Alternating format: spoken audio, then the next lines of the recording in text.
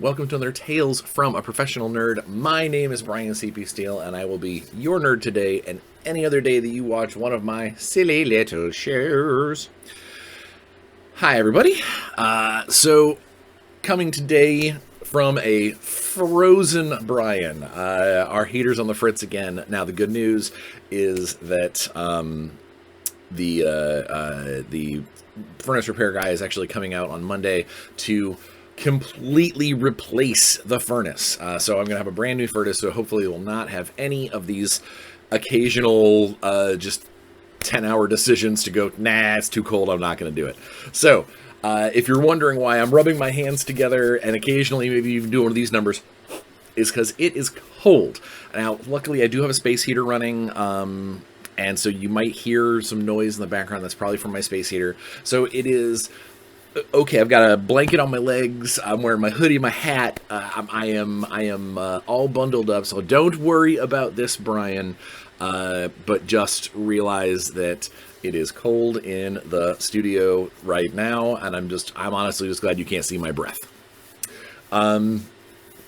Okay, so today's going to be a part of it. I mean, because it's so cold, I am kind of frantic-brained back and forth. I really should be drinking hot coffee, but I'm not currently, or hot tea, or I've got some ginger chai that I could be putting together. You don't care about any of this. Why am I going on with this? I'm going on with this because I'm basically letting you know that I am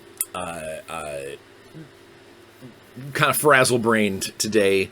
Maybe it's just my frontal lobe is refrigerated.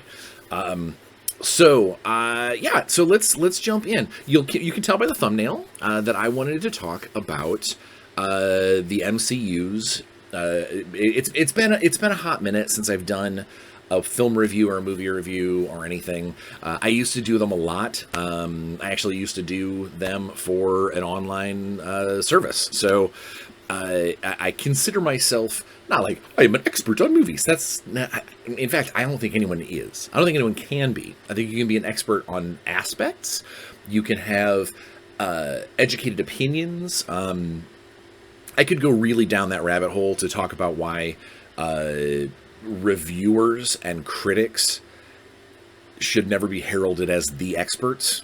Because at the end of the day, unless you're talking about very specific things like colors or specific choices or things that maybe were verified by the creators themselves, everything is opinion.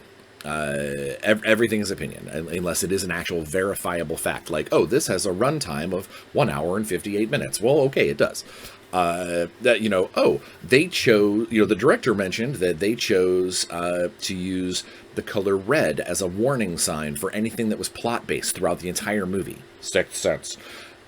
So these are all things. These are all things that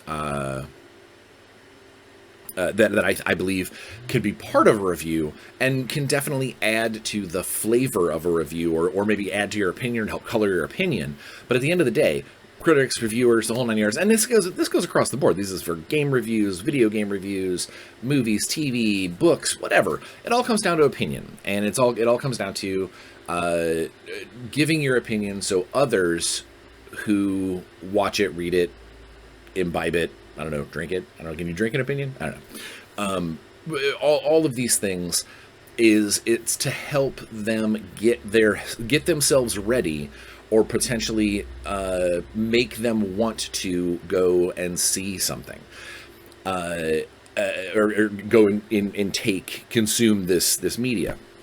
And I do think that in the last 10 years, we'll say 10 years definitely, possibly longer, but definitely in the last 10 years, reviews and critiques and reviews, especially online ones, they tend to favor hyperbole. They tend to go for shock value. This was the worst I've ever done. This ruined this. I can't believe they made this decision. It did this. Or this is the best thing ever, and it's the best movie I've ever seen. it's the best movie of the year. It's January. This is the best movie in 2026. We're only 29 days in, friend. So there's a lot to it, because again, a lot of these websites, a lot of the periodicals and things, they get paid based off of clicks, based off of views, based off of patronage. And so the idea is to grab someone's attention, get them to either join in the discussion. Hopefully, I should say hopefully, because a lot of these people, they definitely are doing it. Outrage keeps people connected, keeps people in outrage equals engage, and it keeps people attached to whatever they're clicking, whatever they're doing, because they're getting passionate about it. They're getting that serotonin, that dopamine bump, because they're in the conversation, they're in the debate, or they read it and they go, "Gah, I don't agree with that." Grr. And that's what drives a lot of those. I'm here to say that I hope to avoid some of that. I know I can be hyperbolic at times. I know I'm very opinionated. I have tried in the last, specifically like 2 or 3 years, I've tried to even that out some. I've been on the receiving end of bad reviews. Some deserved, others not so. And I want to look at things, unless it is something that I truly believe very, very strongly in. Like, for instance, my absolute dislike, displeasure, loathe of generative AI in all of its forms. ChatGPT, Midjourney, all of those things. Not only are they terrible for the environment, they're horrible. They're driven up RAM costs. All of that stuff aside, there are so many problems and troubles with the concept of letting an algorithm do the job that you should be training to do, learning to do, researching to do, just for the sake of ease. Sorry, this is not the soapbox I wanted to get on. I'm opinionated. That's what this is all about. But I do want to go into this review of Marvel Television's Wonder Man. I want to go into it letting you know that I'm going to do my best to not do that. To not roll into that hyperbole and really just lay these hammer blows of opinion. But I'm going to tell you what I think. And initially, I will start this off with, this was almost a double review, but the other thing I was thinking about reviewing, it's not done yet. And I don't want to do a review on something that I haven't been able to get through the whole series yet, or the whole season yet, because it might turn around and might get better.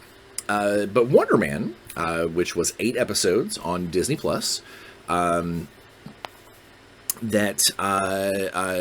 was 8 episodes. Each one was only about 30 minutes long, with about 31 to 33 minutes long, with about 5 minutes worth of credits at the end. So actually about 27 minutes, 26 minutes per episode. I was able to smash through it in a day and a half. So because I've been able to consume the whole first season, I wanted to talk about it, because again, I think that I want to get back to my roots sometimes, and part of being a creative person, part of being a professional nerd, is finding inspiration in things, and finding inspiration in stories, finding plot hooks and things that I might try to pay homage to, or learn some cool interactions. I get inspiration from all kinds of things, all across, every media. Sometimes not even things that have anything to do with gaming or pop culture or comics or superheroes or action or adventure. Like, it could be a weird, a commercial, and something happens and I go, That's something I want to make a note of. And so I consume a lot of media. And a lot of mass media, not media like news, because yuck news. But things like comic books and TV shows and movies and short clips and art films and things. I do try and bring it in as much as I can.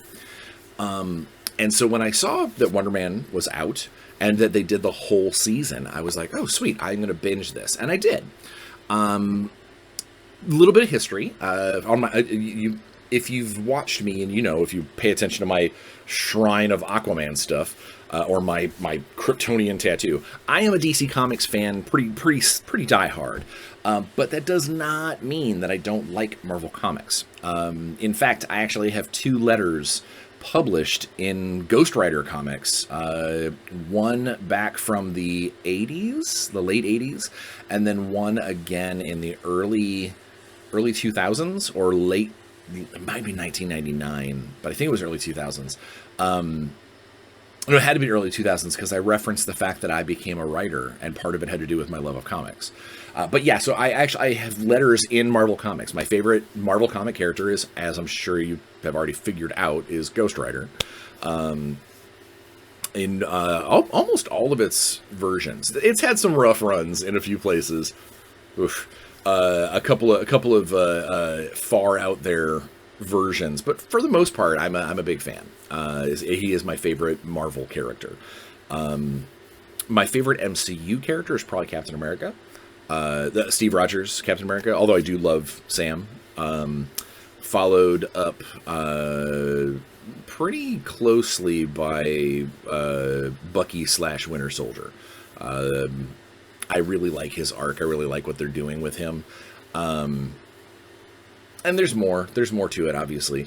But I just wanted to kind of let you guys know that while I have definitely, especially in the last 5 years, judged a lot of Marvel MCU stuff very harshly, because there are lots of directions that they could have taken things after Endgame, and I think that with about a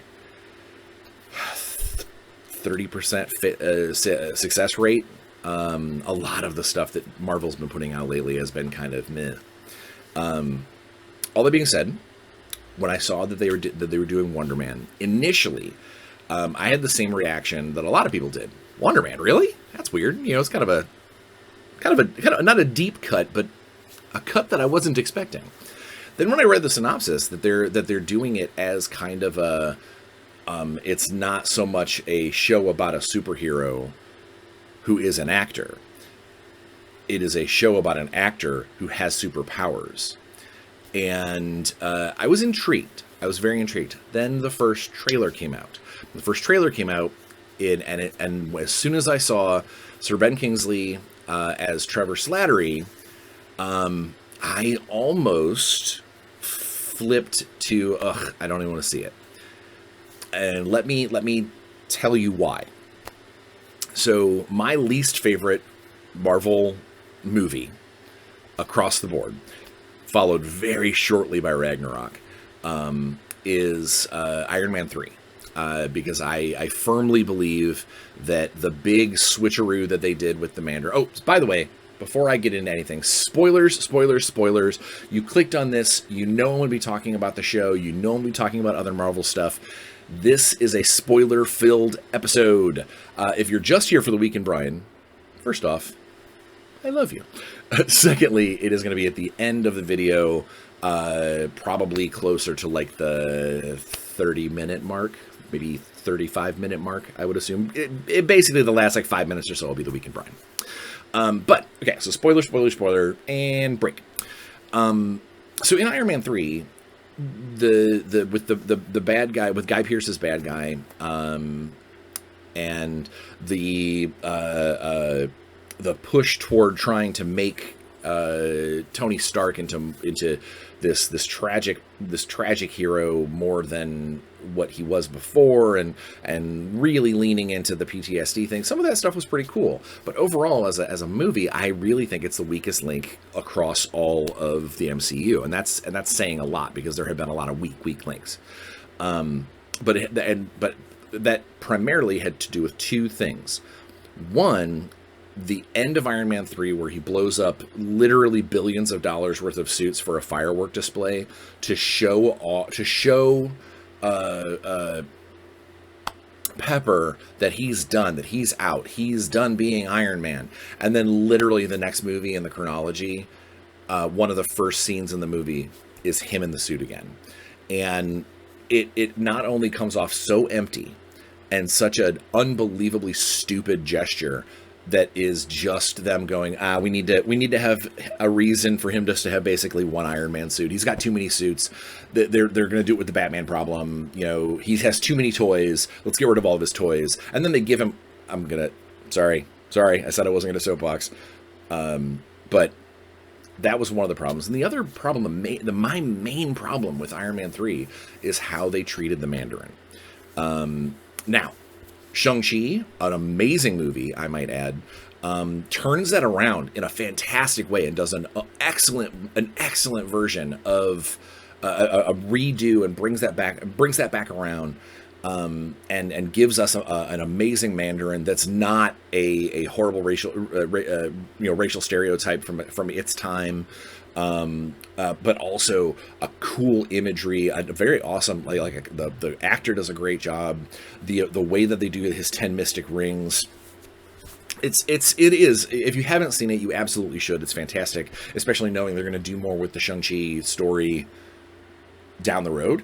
But to bring it back to Iron Man 3, is when I heard Sir Ben Kingsley was going to play the Mandarin, I was over the moon. I was like, whoa, amazing character. They're going to do a different style. The one picture that shows him with the 10 rings on, we already had a reference to the Society of the 10 Rings from Iron Man 1. I mean, like, okay, cool. Like, they're doing a different take on him, but it's going to be amazing. It's going to be awesome. And then they do that big flip-flop switcheroo and say, oh, it's not really the Mandarin. It's just some actor who's been hired, Trevor Slattery, to play the Mandarin on these tapes. And it was such an unbelievably, it was just such a huge letdown. And a massive, like, just the plug got pulled. Haha, no Mandarin. It's just this goofy guy. And it didn't help that they made the actor.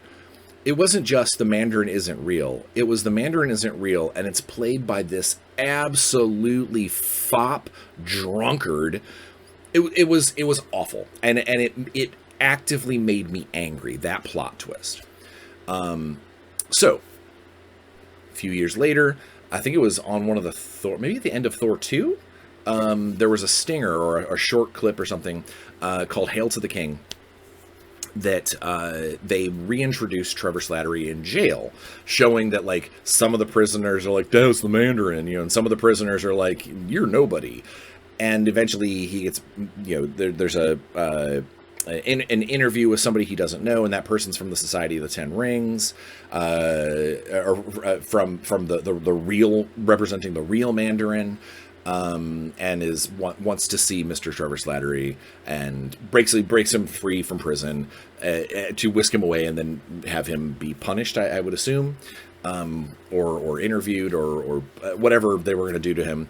And so I thought that was cool, because it meant that there is a real Mandarin out there, and that the dumb Trevor Slattery ploy was because someone really did know that there's this guy out there, and this was a mistake, and it was in fact a dumb move to do what they did, because it put everybody on this, like, mega monster's radar. Fast forward again to Shang-Chi. Shang-Chi, we see Trevor Slattery again.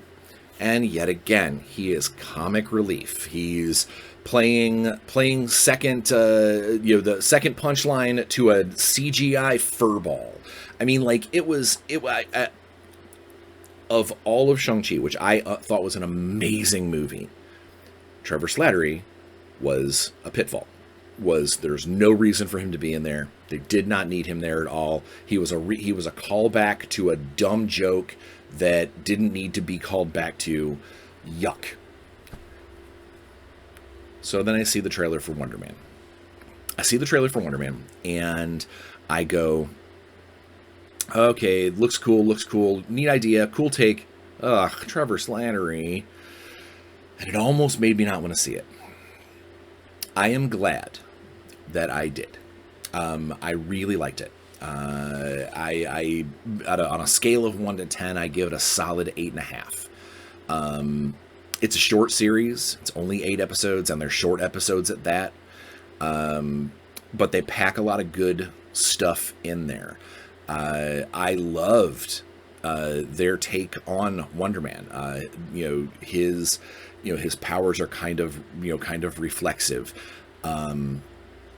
That like they're based off of his stress, and they did a great job of cueing in the red glowy eyes, but also that kind of purple energy that every time Wonder Man's drawn in the comics, he's always surrounded by these kind of purple sparkles and things when his powers are going, and his powers are kind of weird. He's he's stronger, he's tougher, but it almost all has to do with kind of this like psychokinetic, almost like an unconscious telekinesis around him, it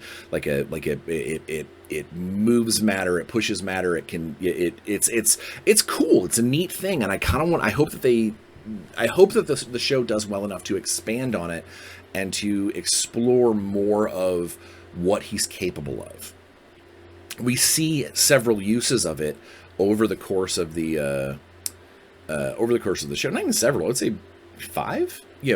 Which is weird for a superhero show not to be filled with superhero oomph. But this show, like I said at the beginning, is less about a superhero being an actor and more about an actor trying to deal with the fact that he is also superpowered. And then they throw in this Trevor Slattery angle.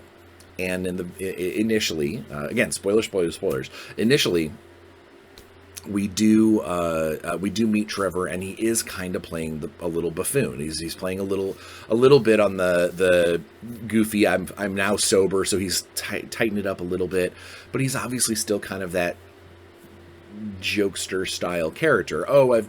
He reminds me a lot of Martin Short's character in Only Murders in the Building.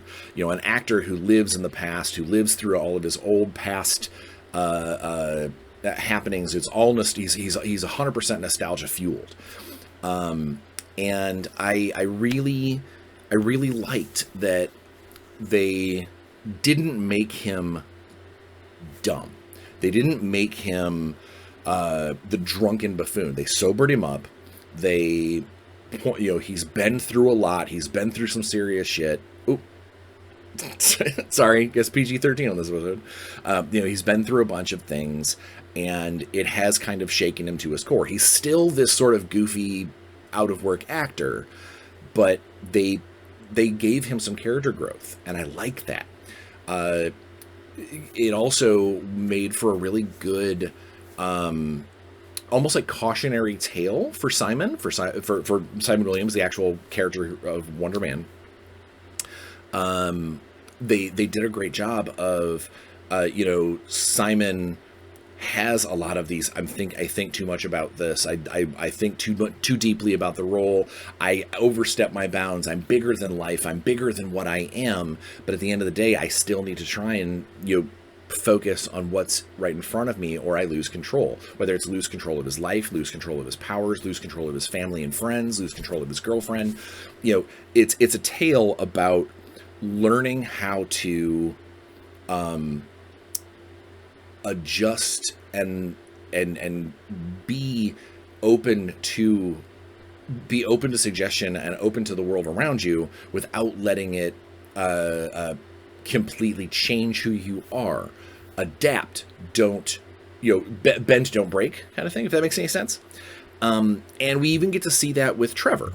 over the course of the show, we see Trevor as, this kind of goofy like self-absorbed actor who's doing this to keep himself out of jail, eventually realizing that he has made a real friend, that this person understands him, this person knows him, this person is willing to lay it out, to risk everything, risk these, I'm going to get all meta real quick. There is a scene where Simon and Trevor go to see Joey Pantoliano, Joey Pants. And there's some back history there between Trevor and Joey. And, initially Simon is just awestruck. He is starstruck that he's in this Oscar-winning, Oscar and Emmy award-winning actor's home, and he's here, and he's being fed duck prosciutto, and it's just, it's opulence. This is what you can work for.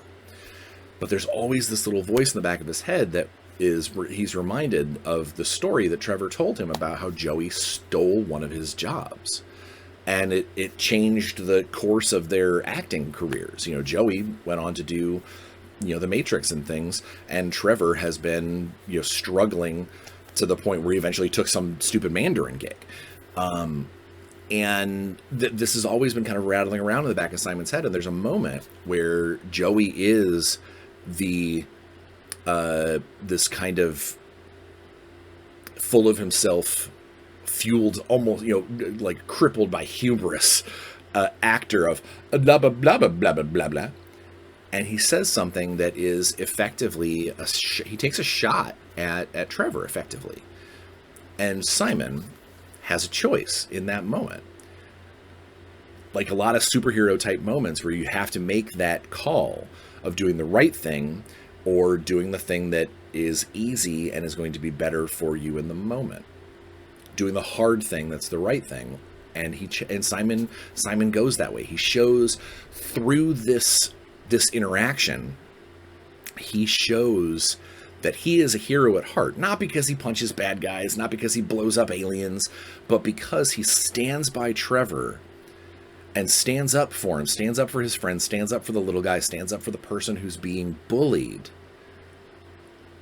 even though it's literally going to, it could cost him his dream role in this movie that he's going out for. Because he's gonna stand up toe to toe with Joey and back his friend who isn't able to pull Hollywood strings, who isn't able to do the networking ass kissery that some of these others can.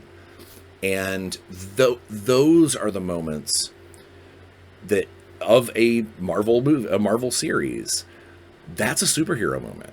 Even though he's not fighting anybody, even though it's his villain of the moment is Joey Pants, he steps up, he does the right thing, even at a cost to himself. Not a physical cost, not like he's going to get punched by the bad guy, or the warehouse is going to explode, but it could cost him his job. It could cost him his goals, his the whole reason that he's going through all of these things, and he's going to do that.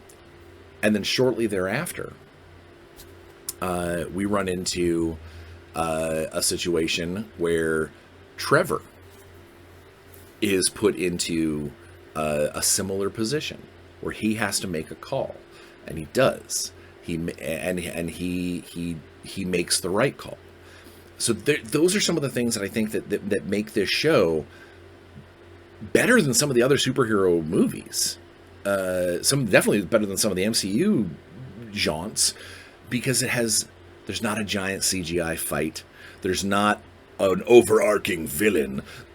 I mean, there's some people who every time they're on the screen, you're like, oh, you suck. But even those people, they're more or less just doing their jobs because that's what they're supposed to do. They're not like super villains. They're not going to take over the world. There's no big, massive, there's some special effects that happen because, Simon has powers, but those take second stage to the concept of Simon's journey of trying to just be, trying to survive and succeed and be the actor he has always wanted to be in the role that he's born to be. without running into the problems of being super powered. Now, one of the things that the show does is that it does lay down a slight world change, the doorman form, the doorman form, which they did an entire episode. If there is something that I think probably could have been not a whole episode, because again, it's, there's only so much time in a series, and I would have liked to spend that time on more Simon and Trevor and Wonder Man stuff. They do give an entire episode that's filmed in like a black and white noir version of an obscure hero from the what is it? The Midwest Avengers. So that's actually 2 members of the Midwest Avengers we've seen. We've seen Mr. Immortal, which he was in. God, where was he? I don't remember which Disney show he was in. It might have been Miss Marvel? I don't remember. But Mr. Immortal has already been in one of the shows. And then another member of the Midwest Avengers, or Great Lakes Avengers, the Great Lakes Avengers,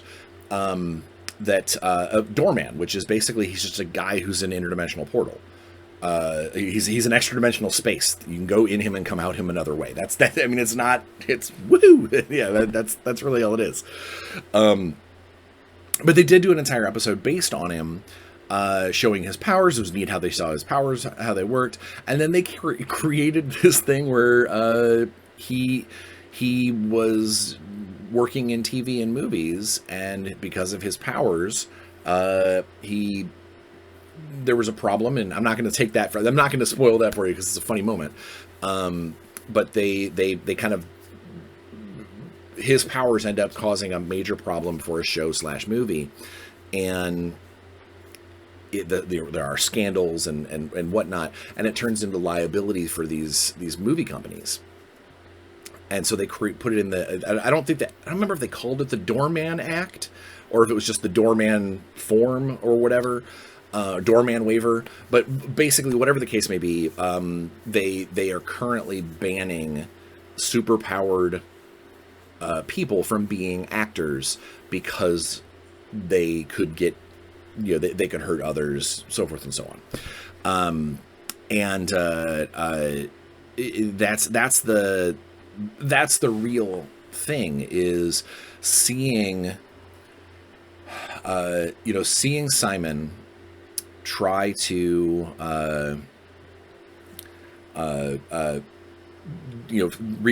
get through his dreams, see his goals realized, reach the full potential of what he wants to be the actor, become, in this, by taking on the role, become Wonder Man like he is in the comics.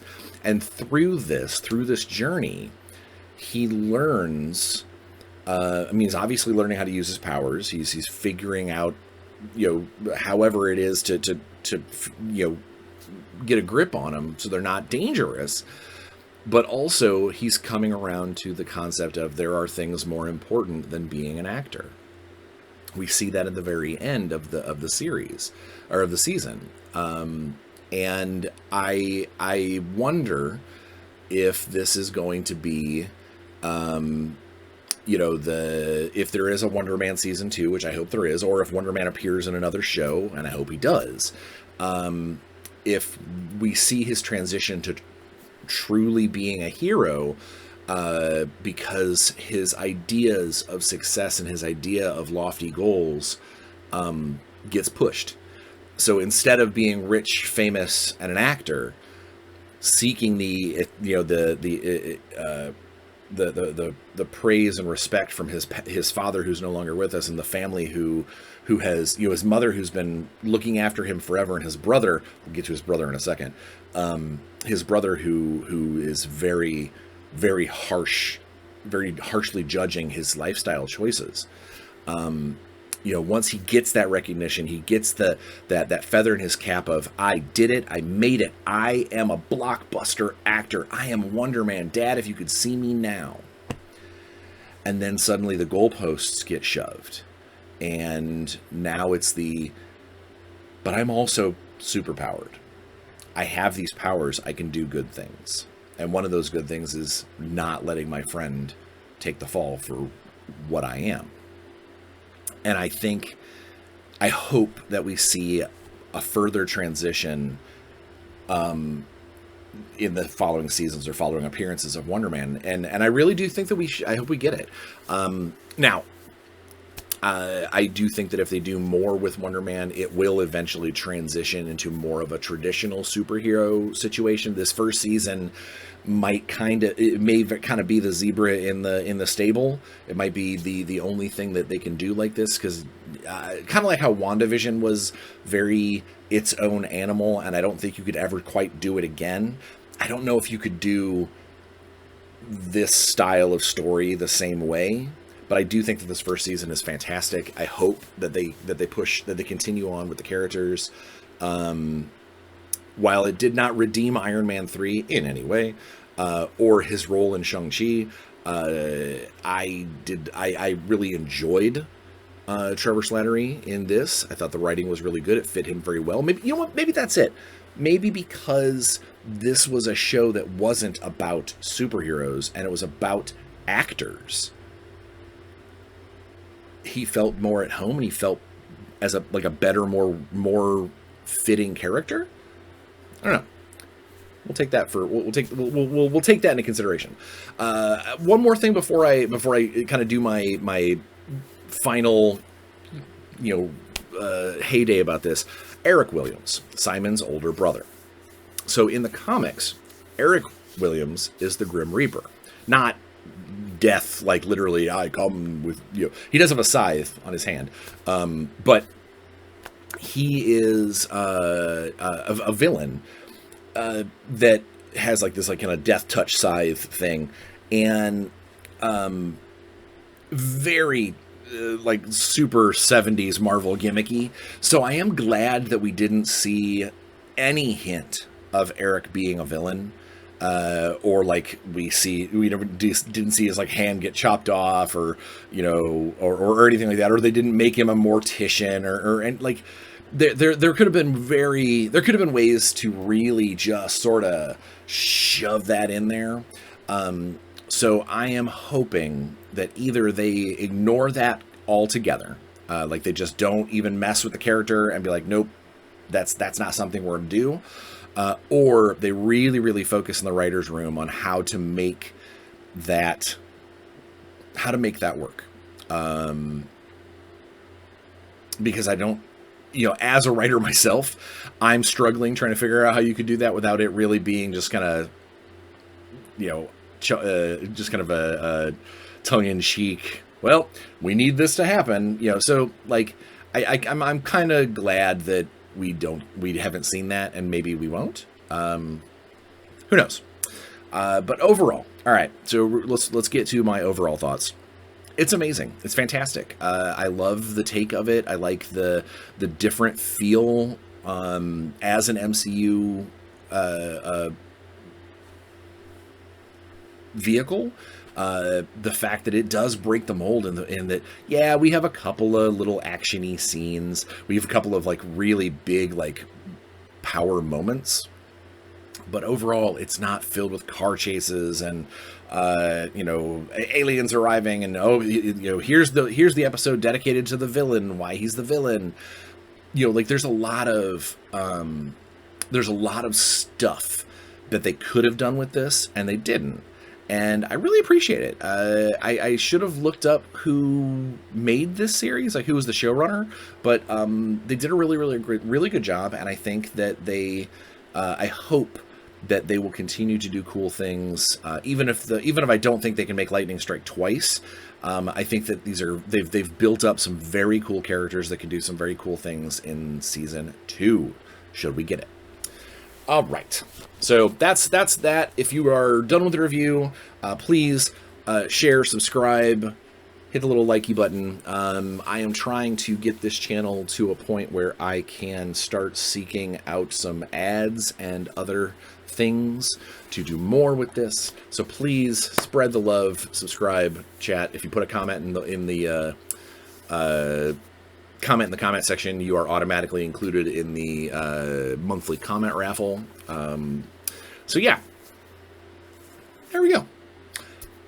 Thanks for listening to my my Wonder Man review. I hope that it wasn't too tangent filled, and I hope that it wasn't too crazy or hyperbolic for those of you who listened to the first couple minutes and were like, okay, Bryan's warming us up.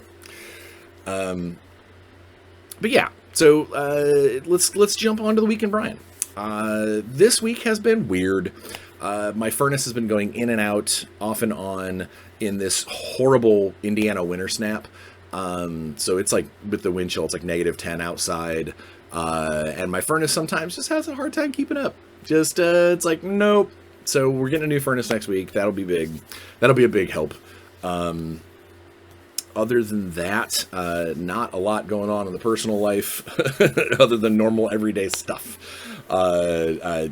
Nothing massive to speak of, apart from just getting ready for a very busy February for me, and then an extremely busy March, but almost all of that is queued into to conventions. Work-wise, my February is going to be pretty much packed. Hobby-wise, I haven't done anything this week. I know I'm mad at myself. I only have like just a little tiny bit left to do for the charity piece, and so I'm going to have to make sure that I focus on that. But the reason why is because it gets very cold in the studio, and I don't want to have the space heater running when I'm not in here. So I take the space heater out when I leave, and then it ends up being very cold in this in this room. So yeah, I haven't spent a lot of time hobbying because it's freaking cold in here.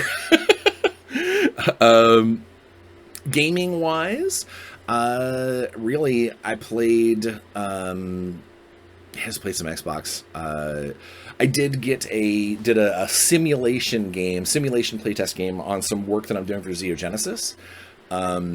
So yeah, it's gaming, but it's work related. Basically, I'm trying out a couple of things for some new models being added to some new stuff. I don't know how much about that. I don't know how much I'm comfortable talking about that. But I'm doing, since I've moved in as a rules developer over at Best Hobby for Xeogenesis. I started to actually get some actual work done on things this week, and one of those things that I got to do is run a tableside simulation of some of these new models that I'm working on, to see if the numbers make sense, the initial numbers. Obviously none of this stuff's fully play tested yet, but it's just a lot of, does this work? Does the mechanic work in game, or is it super clunky and weird? And so yeah, I got to do some of that, but that was about it. Not a lot of other non-electronic gaming, because I'm not leaving the house if I can help it, because it's cold. Work stuff, never ending, always on, always growing. Got some good, some great new concept art for Intergalactic Heroes in. A couple of action pieces from a little short story that we have that we're going to have attached to something. I don't know exactly what it's going to be attached to. And working on a bunch of stuff for the Throne World book. And one of the guys on the Facebook group brought up a really cool idea to do kind of a known space tide map, like a map of the tide currents and things. So I think I'm going to talk to the people on the team and see if that's something that we might be able to do. I know Dave is talking about crowdfunding to do like the initial array of Intergalactic Hero stuff. So that might be a really cool like stretch goal or add-on. It's like a map version of the known space tide map. But it will require a lot of digging and scratching and making sure that we know what the hell's going on, because while Eric and I have really done a lot of work on building known space to try and make it feel like a real lived-in setting. There are some instances where maybe we were a little vague on purpose because it was hard to describe how and where that would sit. So if we do something like that, I think Eric and I will have to sit down and really like sketch it out and like kind of just read through the different planets and go, okay, this says it's in this system and this system's supposed to be, okay, cool. Here's how we do this. But that being said, I think it's a really cool idea. And I remember having my old Star Wars galaxy map on my game room wall in the apartment back in the day. And I think that if we could, create the piece for the inside of the book, but then make it high res enough that we could create it into a poster for the Kickstarter, it'd be great. So I'm down. Still making a bunch of monsters for Dungeon in a Box. Still working on Shadowrun, still working on Warzone. Just launched the Warzone Wednesdays, which is basically every Wednesday we're going to take some fan-made material or maybe something that we put together or some kind of news article or something, put it up on the Instagram, put it up on the Facebook pages and the Discord pages. Just kind of really turn it into, Wednesday is if you're into Warzone Eternal, let's keep your eyes posted on peeled on our social media because that's going to be when all the cool stuff happens. Also set some other things in motion. Still a ways out for it to actually happen for Warzone, but when it happens, it's going to be pretty rad. Getting very excited for Adepticon. I finished making up all of the stuff for the narrative event. So now, apart from setting up the table and getting the players to know what they're doing, it's basically good to go. Yeah, no, good things happen all over the place. Still can't talk about Secret Project. Although I did receive a really good piece of news on Secret Project, that when that happens, expect an entire episode. When I can talk about it, expect an entire episode, because not only do I think that it deserves it, but it's going to be something that I think that people will want to hear about. And get an idea of what I was thinking when I started putting this, when I was asked to put this together. So yeah. We'll go from there. Yeah, and then my dev stuff for Xeogenesis continues, and yeah, like I said, I got a lot of jobs, a lot of stuff to do, but ticking boxes. That's what it's all about. So, without further ado, please, if you have Disney Plus, go check out Wonder Man. You totally should. It is new, and it is a new and interesting thing that the MCU has done, and I really hope that it succeeds and proves to them that there are ways to make good shows without a bunch of ham-fisted moralities or making sure that every episode ends with a giant CGI fight. So, without further ado, I'll let you go. Next week, I actually have a fun thing I want to do next week. So we'll see how that goes. Whether or not I can put it together, we'll see. Until then, please be safe, wash your hands, get your shots, wear a mask, stay safe, because it's a crazy world out there. Just try and leave every room a little happier than when you got there, and I think everything will be all right. Until next week, stay safe, have fun, play some games, because you know I will. Also, stay warm.